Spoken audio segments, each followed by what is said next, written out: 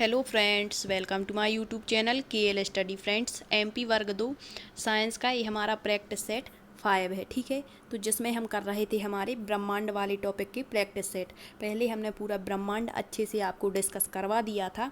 सारी आपकी जो क्लासें हैं वो प्लेलिस्ट बनी हुई है, तो पहले आप पूरी क्लासों को देख लेंगे तो फिर आप ये प्रैक्टिस सेट लगाएंगे तो आपको ये सारे क्वेश्चन अच्छे से बनेंगे। ठीक है, तो यहाँ पर आज हम देखेंगे अंतरिक्ष से बनने वाले प्रश्न। ये हमारा प्रैक्टिस सेट 5 है। ठीक है, अब इससे आपको क्या फ़ायदा होगा कि यहाँ पर हम केवल 15 प्रश्न करते हैं और कभी कभी अधिक प्रश्न भी डाल देते हैं और कभी कम भी हो सकते हैं, लेकिन आपको यहाँ प्रश्नों की संख्या पर गौर नहीं करना, आपको विश्लेषण पर गौर करना है। ठीक है, क्योंकि ये 15 क्वेश्चन जो हैं आपको जब हम इनका पूरा विश्लेषण करवाते हैं तो यहाँ से आपके बहुत सारे क्वेश्चन क्लियर होते हैं और हर एक पॉइंट से आपका क्वेश्चन बन जाता है। ठीक है, तो यहाँ पर अंतरिक्ष से हम क्वेश्चन उठाएंगे कि क्या कुछ क्वेश्चन पूछे गए थे पिछली बार और आगे आपके क्या क्वेश्चन बन सकते हैं। तो पहले आप प्रैक्टिस सेट 1 से लेकर 4 तक की लगाइए, आपको वहाँ पर आइडिया हो जाएगा कि किस तरीके से क्वेश्चन पूछे जाते हैं और कैसा विश्लेषण है। ठीक है, तो देख लेते हैं। आज का पहला क्वेश्चन है, अंतरिक्ष के अध्ययन को क्या कहते हैं, और ये आपका जो ब्रह्मांड है उसी के अंतर्गत आपका अंतरिक्ष आ जाता है। तो अंतरिक्ष का अध्ययन, हर एक चीज़ जो होती है उसका अध्ययन की एक शाखा होती है। जैसे हमने फर्स्ट वीडियो लाए थे उसमें बताया था ब्रह्मांड के बारे में। ठीक है, तो जो ब्रह्मांड होता है, ब्रह्मांड के अध्ययन को क्या कहते थे हम? कॉस्मोलॉजी कहते थे। क्या कहते थे? कॉस्मोलॉजी। उसी तरीके से जो हमारा अंतरिक्ष है, जो स्पेस है, उसके अध्ययन को क्या कहेंगे? तो इसका जो करेक्ट आंसर हो जाएगा वो हो जाएगा ऑप्शन नंबर बी, एस्ट्रोलॉजी। अंतरिक्ष के अध्ययन को क्या कहा जाता है? एस्ट्रोलॉजी। अब ये अंतरिक्ष कहलाता क्या है, तो आप थोड़ा सा देख लें यहाँ कि जहाँ पर हमारे वायुमंडल की सीमा समाप्त होती है वहीं से हमारे अंतरिक्ष की शुरुआत हो जाती है। और जो अंतरिक्ष है, तो अब आप कहेंगे कि जो अंतरिक्ष है इसका निर्धारण हम कैसे करें कि कहाँ तक हमारा वायुमंडल है उसके बाद अंतरिक्ष है। तो आपको बता दें कि इसका निर्धारण कारमन रेखा से होता है। तो एक क्वेश्चन यही बन जाता है कि जो अंतरिक्ष है उसका निर्धारण किस रेखा के माध्यम से किया जाता है। तो आपको ऑप्शन में दे देंगे कारमन रेखा, अंतर्राष्ट्रीय तिथि रेखा, अक्षांश रेखा, देशांतर रेखा, कुछ भी दे दें, समदाब रेखा, समलवण रेखा। तो याद रखना है आपको, जो कारमन रेखा होती है उससे अंतरिक्ष का निर्धारण किया जाता है। और ये कारमन रेखा क्या कहलाती है? तो जो हमारा समुद्र का तल होता है, समुद्र तल से लगभग 100 किलोमीटर की ऊंचाई से हमारी कारमन रेखा प्रारंभ हो जाती है। ठीक है, नेक्स्ट क्वेश्चन देखते हैं, भारतीय अंतरिक्ष कार्यक्रम के जनक कौन है? ये आपके वर्ग 3 में क्वेश्चन पूछा गया था। तो भारतीय अंतरिक्ष कार्यक्रम के जो जनक हैं वो, इसका राइट आंसर हो जाएगा option A, doctor Vikram Sarabhai. इनका पूरा नाम है डॉक्टर विक्रम अम्बालाल साराभाई, क्योंकि इनके पिता का नाम था अम्बालाल। ठीक है, तो मतलब जो हमारी भारतीय अंतरिक्ष कार्यक्रम चलता है तो इसके जनक कौन माने जाते हैं? विक्रम साराभाई। अब हम देख लेते हैं कि जो भारतीय अंतरिक्ष हमारा अनुसंधान है, तो पहले अभी क्या बन गई है हमारी? इसरो संस्था बन गई है। ठीक है, इसरो। लेकिन जब इसरो नहीं था तो इससे पहले क्या था? तो ये आपको याद रखना है, पिछली बार क्वेश्चन पूछा गया था, एनकॉस्पर का पूरा नाम क्या है? एनकॉस्पर। तो एनकॉस्पर जानने से पहले आपको इसका हिंदी मतलब जानना चाहिए, फिर आपको बताएंगे एनकॉस्पर। तो डॉक्टर विक्रम साराभाई इसका करेक्ट आंसर हो गया हमारा। ठीक है, भारतीय राष्ट्रीय अंतरिक्ष अनुसंधान समिति क्या थी पहले? भारतीय राष्ट्रीय अंतरिक्ष अनुसंधान समिति। एनकॉस्पर का इंग्लिश नाम पूछे यदि फुल फॉर्म, तो आपको बताना है Indian national committee for space research. इसी को हिंदी में कहते हैं भारतीय राष्ट्रीय अंतरिक्ष अनुसंधान समिति। पहले हमारी यही बनी थी। ठीक है, इसका गठन कब हुआ था एनकॉस्पर का या भारतीय राष्ट्रीय अंतरिक्ष अनुसंधान समिति का? तो 1962 में। ठीक है, प्रसिद्ध अंतरिक्ष वैज्ञानिक किसकी अध्यक्षता में हुआ था इसका गठन? तो विक्रम साराभाई की अध्यक्षता में। और इसने, जो ये समिति बनाई गई थी, इसने परमाणु ऊर्जा विभाग के अंतर्गत कार्य करना प्रारंभ किया था। तो ये याद रखना क्यों जरूरी है? तो एक तो आपका परमाणु ऊर्जा विभाग होता है और एक आयोग होता है, तो दोनों में अंतर है। याद रखना आप, परमाणु ऊर्जा विभाग के अंतर्गत इस एजेंसी ने कार्य करना प्रारंभ किया था। फिर जैसे ही आपका इसरो का गठन होता है इस समिति को पुनर्गठित करके, तो वो भी क्वेश्चन बनता है। तो देख लेते हैं, दिया है भारतीय अंतरिक्ष अनुसंधान संगठन। ये क्या थी हमारी पहले? मतलब इसरो की स्थापना से पहले क्या थी हमारी समिति? भारतीय राष्ट्रीय अंतरिक्ष अनुसंधान समिति थी। लेकिन भारतीय अंतरिक्ष अनुसंधान संगठन, इसरो की स्थापना कब की गई थी? तो इसका करेक्ट आंसर है 15 अगस्त 1969 को। अब कैसे इसकी स्थापना होती है इसरो की? तो याद रखेंगे आप कि भारतीय राष्ट्रीय अंतरिक्ष अनुसंधान समिति जो आपकी इनकॉस पर है, इसी को पुनर्गठित करके 15 अगस्त 1969 को इसरो की स्थापना कर दी जाती है। ठीक है, मोस्ट इंपोर्टेंट क्वेश्चन है ये। ठीक है, नेक्स्ट है इसरो। इसरो का पूरा रूप क्या है? तो इंग्लिश में आपको याद रखना है इंडियन स्पेस रिसर्च ऑर्गेनाइजेशन, और इसरो का पूरा रूप आपसे हिंदी में भी पूछ सकते हैं, तो याद रखेंगे आप भारतीय राष्ट्रीय अंतरिक्ष अनुसंधान, सॉरी ये तो आपका इनकॉस पर का है, इसका पूरा नाम क्या है? तो ये आप देख सकते हैं भारतीय अंतरिक्ष अनुसंधान संगठन इसको कहते हैं। अब इसरो का पूरा रूप हो गया। अब थोड़ा सा हम इसके बारे में देख लें। ये है इंडियन स्पेस रिसर्च ऑर्गेनाइजेशन, भारतीय अंतरिक्ष अनुसंधान संगठन। अब पूछता है कि इसरो या भारतीय अंतरिक्ष अनुसंधान संगठन का मुख्यालय कहाँ पर है? तो ये बेंगलोर में है, और बेंगलोर आपका कहाँ पर पड़ता है? कर्नाटक में। ठीक, अब इसरो की स्थापना 15 अगस्त 1969 को की गई तथा 1 जून 1972, ये याद रखेंगे, इसको अंतरिक्ष विभाग और अंतरिक्ष आयोग का गठन होता है। अब ये दो विभाग होते हैं, एक अंतरिक्ष विभाग होता है और एक अंतरिक्ष आयोग होता है। तो इसरो अंतरिक्ष विभाग के नियंत्रण में रखा गया है। इसरो को किसके? अंतरिक्ष विभाग के नियंत्रण में रखा गया है। और पूछ ले कि अंतरिक्ष विभाग का गठन कब किया गया? 1 जून 1972 को।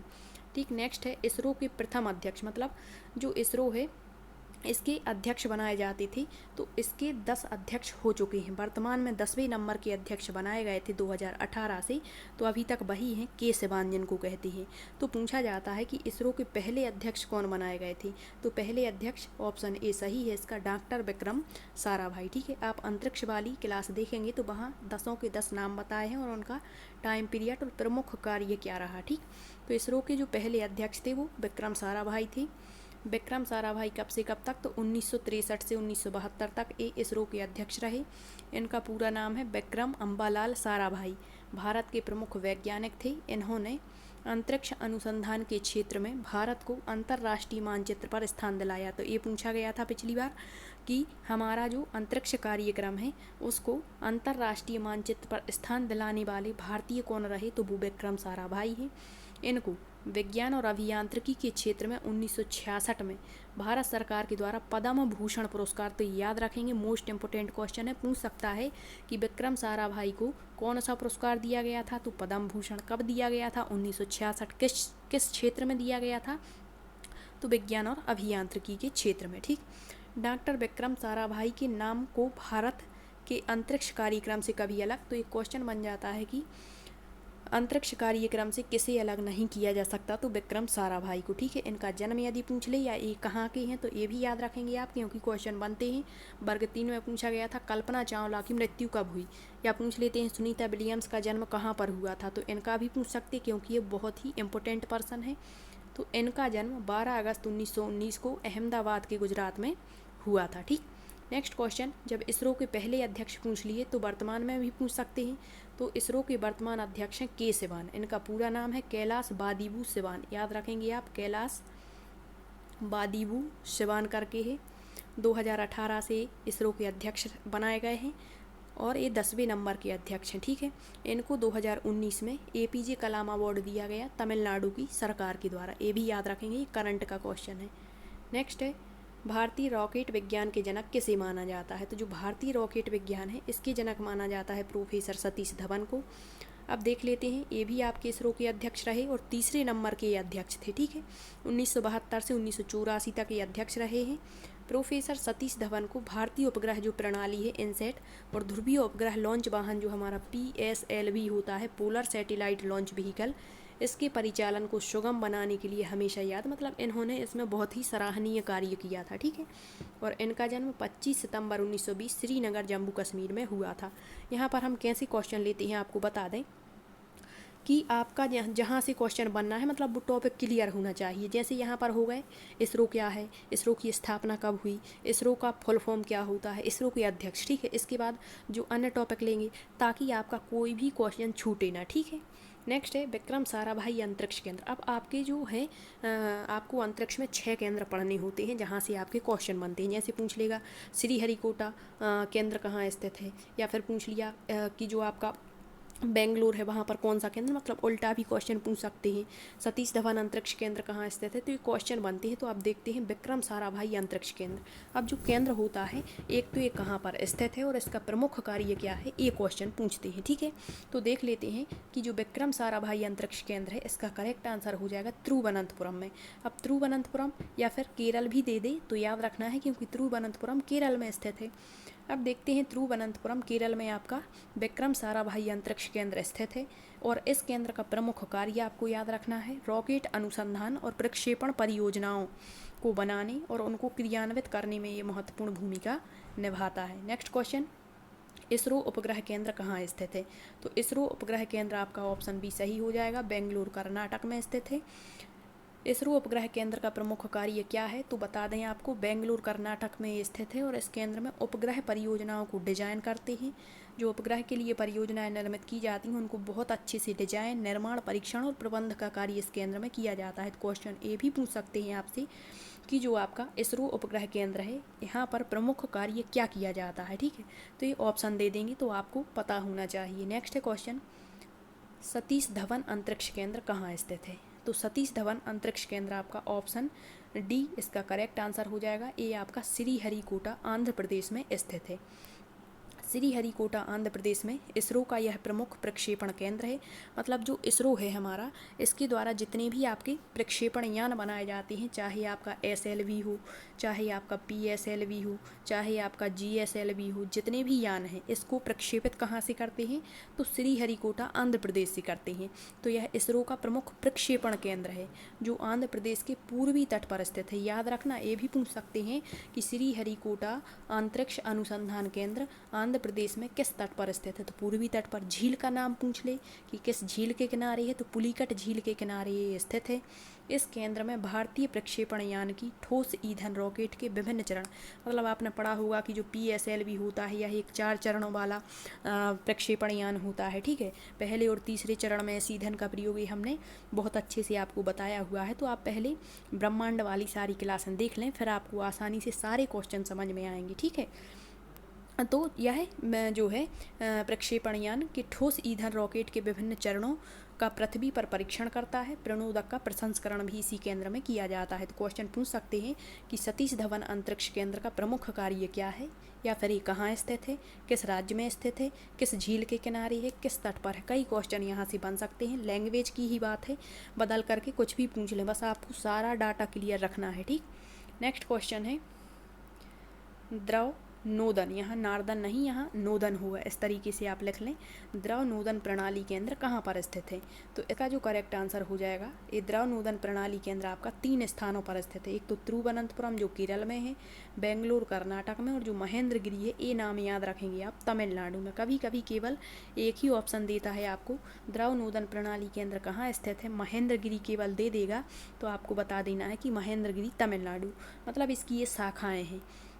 तो तिरुवनंतपुरम बेंगलुरु और महेंद्रगिरी तमिलनाडु में है जो स्थित, ये द्रव नोदन प्रणाली केंद्र यहाँ स्थित है। यह केंद्र इसरो के उपग्रह प्रक्षेपण यान और उपग्रहों के लिए ईंधन से चलने वाली चालक नियंत्रण प्रणालियों और इंजनों को डिजाइन, विकास और आपूर्ति के लिए महत्वपूर्ण भूमिका निभाता है। आज का लास्ट क्वेश्चन देख लेते हैं, राष्ट्रीय सुदूर संवेदन केंद्र कहाँ स्थित है, तो आपका जो सुदूर संवेदन केंद्र है ये आपका हैदराबाद में स्थित है। देख लेते हैं इसमें क्या कार्य किया जाता है, तो अंतरिक्ष विभाग के अंतर्गत कार्यरत, किस अंतरिक्ष विभाग के अंतर्गत कार्यरत यह एजेंसी उपग्रहों से जो प्राप्त आंकड़े हैं, मतलब जो उपग्रह वापस आते हैं और हमें जो आंकड़े प्राप्त करवाते हैं, उनका उपयोग पृथ्वी के संसाधनों की पहचान कैसे करनी है, वर्गीकरण और निगरानी करने की जिम्मेदारी यह केंद्र निभाता है।